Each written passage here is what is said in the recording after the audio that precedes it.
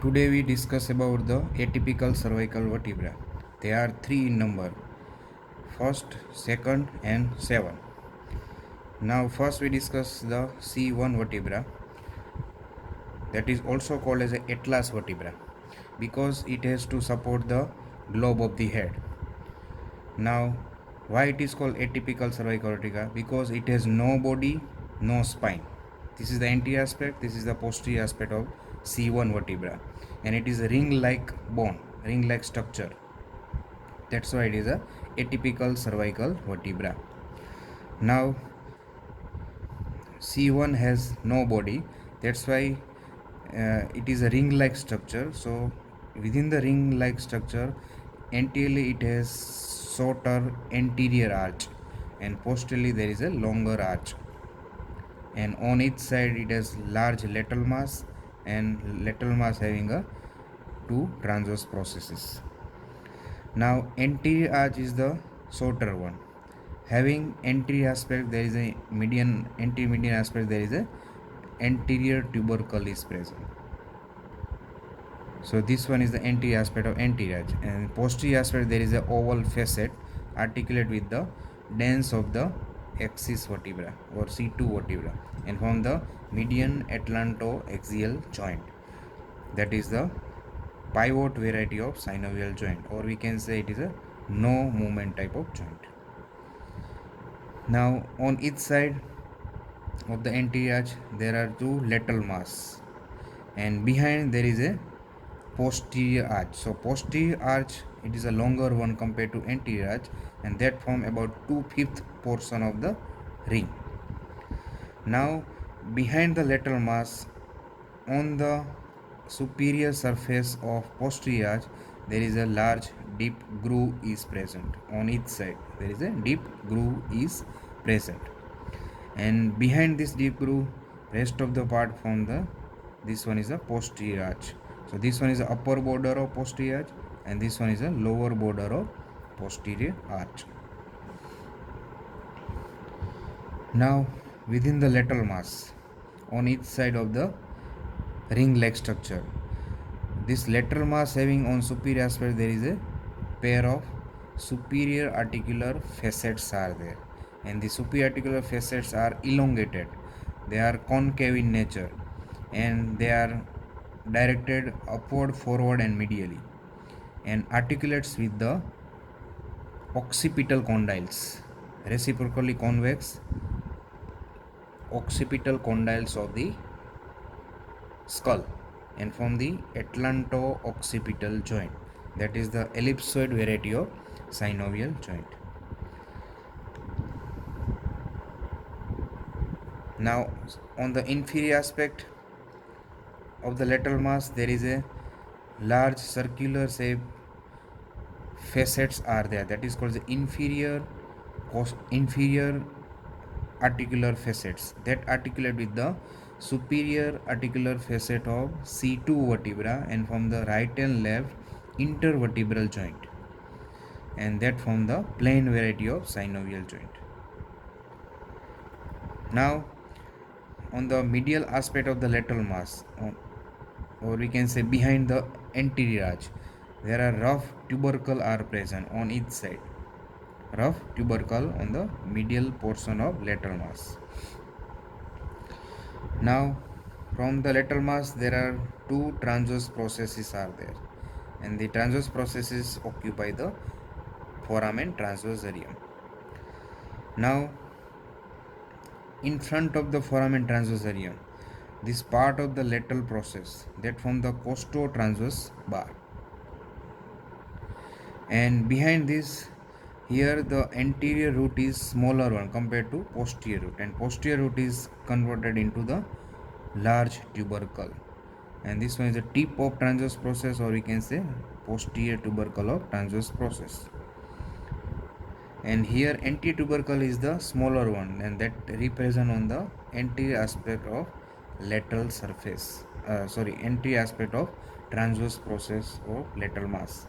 There is a presence of smaller anterior tubercle. So smaller anterior tubercle, larger posterior tubercle, and this one is the tip of transverse process.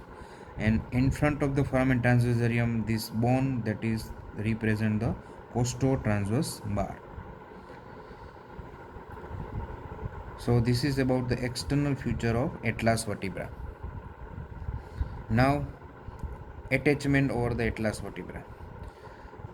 This anterior tubercle provides attachment to the anterior longitudinal ligament, and on its side there is a highest fiber of the longus colli muscle are attached. On the posterior aspect there is a attachment of the dens of the C2 vertebra and from the median atlantoaxial joint, and behind this axis vertebra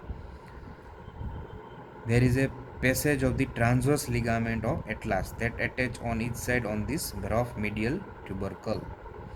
So between this dense process and transverse ligament of atlas there is a presence of bursa. Now upper border of anterior arch provides attachment to the anterior atlanto-occipital membrane. Same way, this large deep groove provides passage of the third part of the vertebral artery and first cervical nerve. Why third part of the vertebral artery? Because when the vertebral artery arises from the subclavian artery, that is the first part, and then second part is passes through foramen transversarium of the typical cervical vertebra number 6, then passes through foramen transversarium of the above higher vertebra up to atlas vertebra, then foramen transversarium of the atlas vertebra, course of the vertebral arteries come out and then passes through over this groove. So this portion is called a third part of the vertebral artery and up to this second part of the vertebral artery. Also foramen transversarium provides passage of the plexus around the vertebral veins and this cervical nerves, and then third part of the vertebral artery enter the vertebral foramen and then foramen magnum as a fourth part of the vertebral artery. Next to this, upper margin, upper border of the posterior arch provides attachment to the posterior atlanto-occipital membrane. So this posterior arch of atlas along with this posterior atlanto-occipital membrane that form the right and left floor of the suboccipital triangle. Now on the posterior median aspect of this posterior arch, they having also one tubercle that is called as a posterior tubercle. So here there is no spine, but that is replaced by the tubercle that present on the median aspect. So posterior median tubercle. So this posterior tubercle provides attachment to the highest fibers of the ligamentum nuchae, and on each side this posterior tubercle also provides attachment to origin of one of the boundary muscle of suboccipital triangle, that is rectus capitis posterior minor. So that is arise from the posterior tubercle on each side. Now attachment over the lateral mass, anterior aspect. So anterior surface of lateral mass provides attachment to the rectus capitis anterior here. Now comes towards the lateral aspect, attachment over the transverse process, particularly the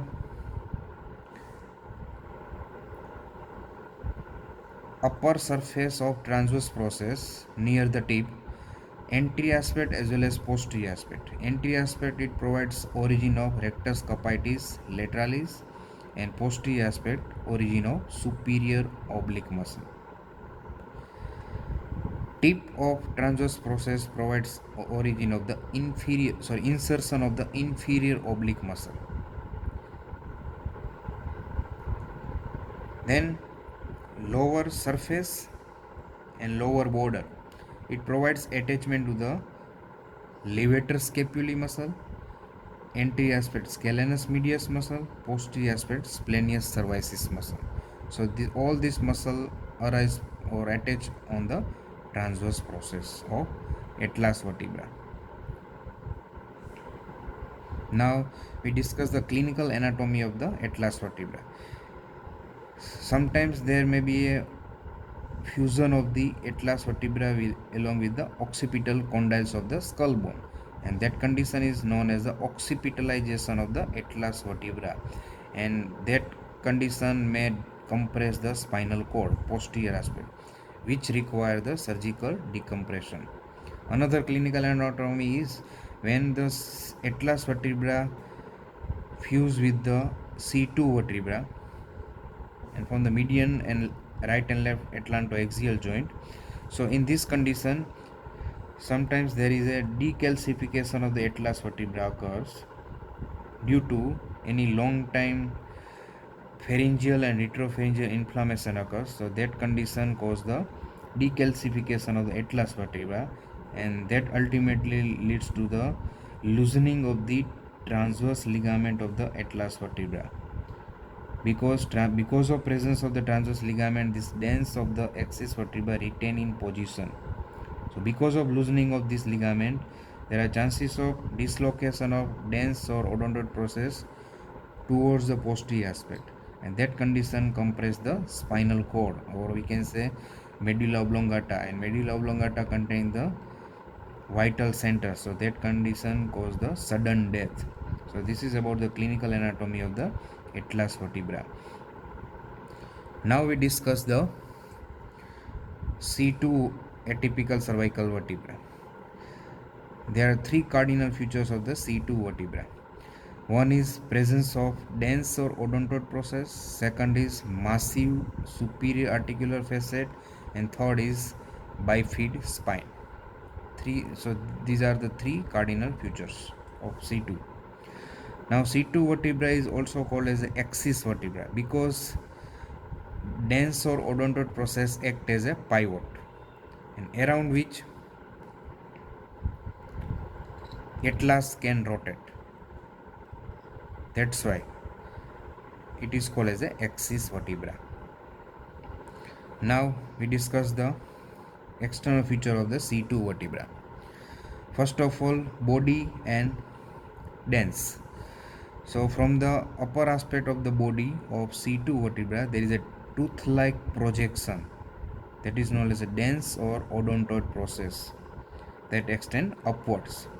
So this dens or odontoid process represent morphologically the centrum or body of atlas vertebra, and which has fused over the centrum of the C2 vertebra.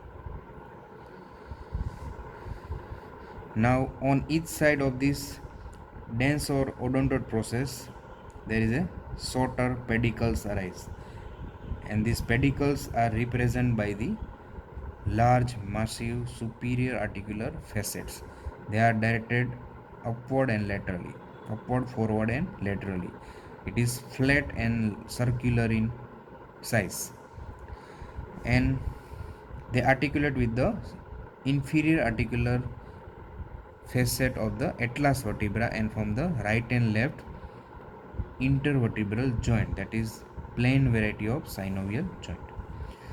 Now behind the supraarticular facets on this large lateral mass, there is a shorter superior vertebral notch is there, and then there is a two large thick lamina are there. Now on the inferior aspect, there is a presence of right and left inferior articular facets. This right and left inferior articular facet is directed forward and medially, forward and medially. These are directed forward and medially, and just in front of, or we can say, or behind the transverse process of C2 vertebra, there is a deep vertebral notch is there, deep inferior vertebral notch is there. Here there is a superior vertebral notch, there is a inferior vertebral notch. Now from this lateral mass, there is a smaller transverse process arise, and this transverse process occupy the laterally overhanging of the foramen transverse area, and direction of foramen transverse area is directed upward and laterally, directed upward and laterally. And this deep of transverse process It represents the true posterior tubercle of other cervical vertebrae. So it is a smaller one. Now this both lamina on the posteromedian aspect fuse in the midline and form the large, thick, very strong spinous process or spine. And the spinous process on the inferior aspect, it is deeply grooved, and at the end of the spine it is bifid, and it is terminated into two rough tubercles. So this is about the external feature of the C2 or axis vertebra. Now attachment over the C2 vertebra. Starting from the tip of odontoid process or dens, it is attached with the anterior margin of the foramen magnum via apical ligament of dens, and on each side of the apical ligament there are diverging of the alar ligament, and this alar ligament on the upper aspect they are attached on the lateral margin of the foramen magnum. Now anterior aspect, anterior surface of C2 vertebra. Here there is a anterior median aspect, there is a median projection, and on each side there is a rough depression are there on each side of this median elevation. So that provides attachment to the longus colli muscle as well as anterior longitudinal ligament.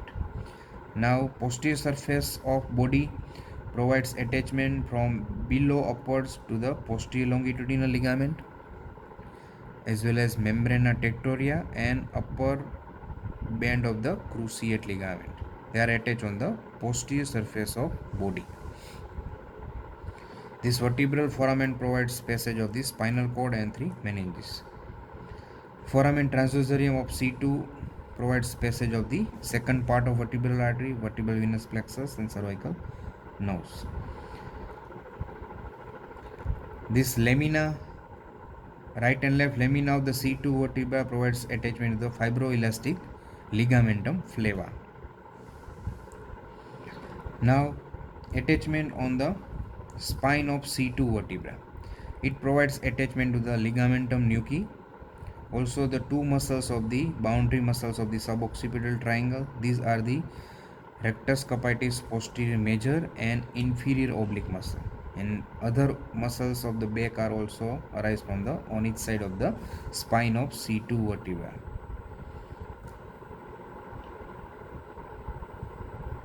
And tip of transverse process of C2 vertebra provides attachment to the levator scapulae on the anterior aspect scalenus medius muscle and posterior aspect splenius cervicis muscle. So this is about the attachment over the C2 vertebra. Now we discuss the last atypical cervical vertebra, that is the C7 vertebra.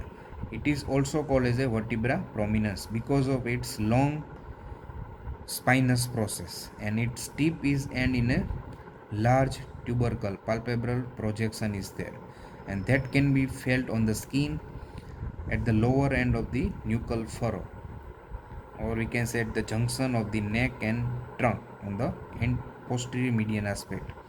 The spine of C7 can be palpable through skin. That's why it is also called as a vertebra prominens. Now we discuss the remaining feature of the C7 vertebra. This one is the body, vertebral foramen, transverse process, spine. Now within the transverse process they are comparatively larger one. And in case of C7 vertebra, anterior root is the smaller one compared to posterior root. Anterior tubercle is absent in case of C7 vertebra, and this posterior root, tip of the posterior root that represent the posterior tubercle, anterior tubercle is absent. So this one is the posterior tubercle of tip of transverse process, and they occupy the foramen transversarium. So here the foramen transversarium is sometimes relatively small, or sometimes it may be double, or it may be absent on one or both sides. So this is about the external feature of C7. Now attachment on the tip of spinous process of C7 provides attachment to the lowest fiber of the ligamentum nuchae. Now tip of transverse process, or we can say posterior tubercle of transverse process, it provides attachment to the subscription fascia or suprapleural membrane and also the highest fiber of the levator costae muscle. So this muscle arise or structure attached on the tip of transverse process of C7 vertebra.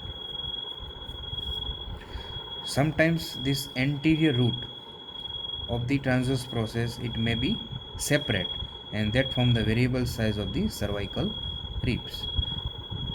Now we discuss how the weight transmission through cervical vertebra. In case of C1 and C2 vertebra, it is transmitted via the large lateral mass of the C1 as well as superior articular facet of the C2 vertebra from skull to C1 C2. That means through right and left atlantoaxial joint and atlanto-occipital joint, through which weight is transmitted up to C2 vertebra, and from C2 vertebra onward weight is transmitted through the vertebral bodies. So this is about the how the weight transmitted through the cervical vertebra. So this is about the atypical cervical vertebrae. Thank you.